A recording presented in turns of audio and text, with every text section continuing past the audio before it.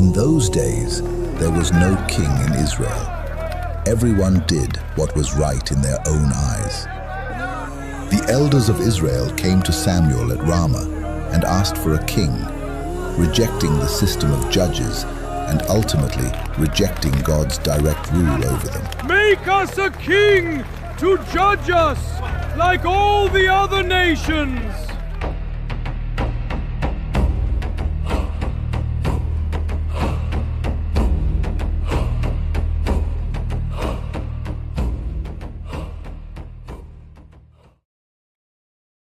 There was a man of Benjamin whose name was Kish, and he had a son named Saul, a choice and handsome man, and the donkeys of Kish were lost. Come, there is a man of God in this city, and he is held in honor. All that he says comes true. Let us go there. Perhaps he can tell us our way. As they went up the hill to the city, they found young women going out to draw water and asked them, "Is the seer here?" Now the day before Saul came, the Lord had revealed to Samuel, "Tomorrow about this time, I will send you a man from the land of Benjamin." And Samuel took Saul and his servant and brought them into the hall and gave them a place at the head of those who had been invited.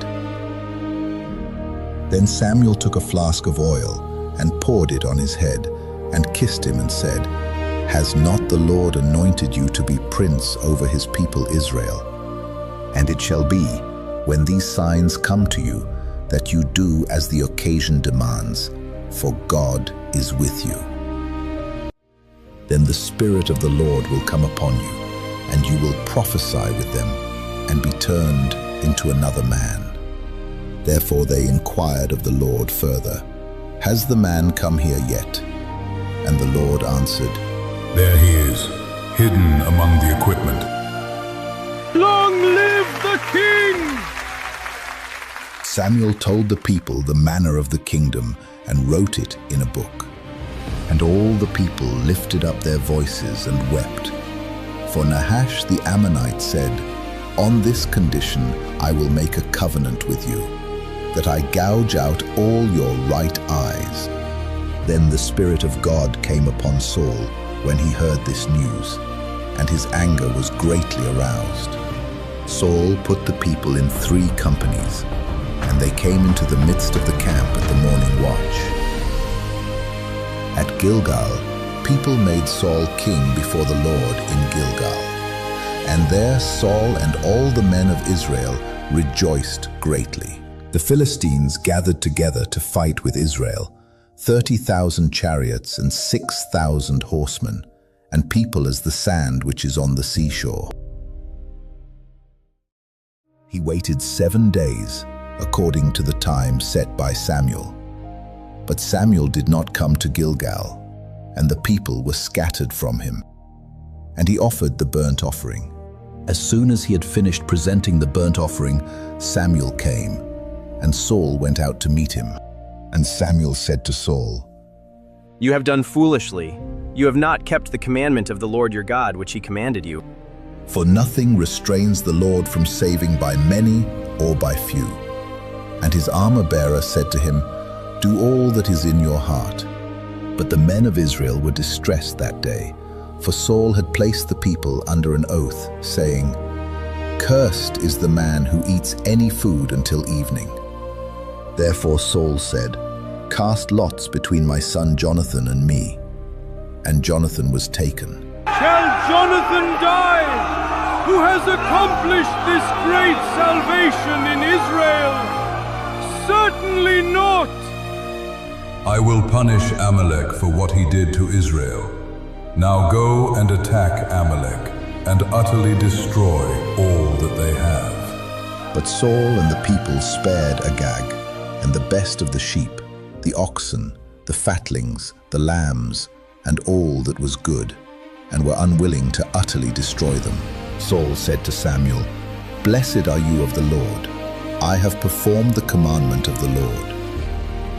Samuel, I greatly regret that I have set up Saul as king, for he has turned back from following me. But Samuel said, What then is this bleating of the sheep in my ears, and the lowing of the oxen which I hear? Has the Lord as great delight in burnt offerings as in obeying the voice of the Lord? Behold, to obey is better than sacrifice, and to heed than the fat of rams. The Lord has torn the kingdom of Israel from you today, and has given it to a neighbor of yours, who is better than you. But the Spirit of the Lord departed from Saul, and a distressing spirit from the Lord troubled him. And Saul's servant said to him, Surely a distressing spirit from God is troubling you. Look, I have seen a son of Jesse the Bethlehemite, who is skillful in playing, a mighty man of valor, and the Lord is with him. Whenever the Spirit from God was on Saul, David would take a harp and play it with his hand. Then Saul would become refreshed and well. When Saul and all Israel heard words of the Philistine, they were dismayed and greatly afraid.